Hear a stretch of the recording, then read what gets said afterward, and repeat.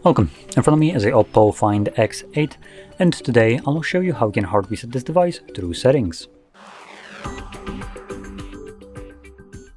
So to get started, you want to open up settings and in here scroll all the way down to system and update, and then look for backup and reset phone, and erase all data. Now if you have some kind of screen lock, you will need to confirm it. I do have a 6-digit PIN. And when you confirm it, you will get this pop-up right here, permanently clear all data. And we're going to confirm it by selecting clear all data. Now you also have the option to retain eSIM profile if you want to. It basically means as similar to leaving your SIM card in a phone.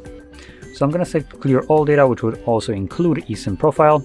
Then select clear, and this will now begin factory resetting the device. Now this process will take probably 1 to 2 minutes, give or take. And once it's finished, we will be presented with Android setup screen. So I'll be back once that is visible for me.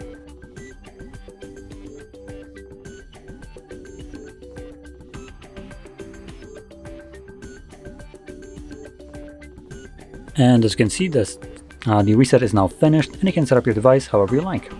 Now, if you found this very helpful, don't forget to hit like, subscribe, and thanks for watching.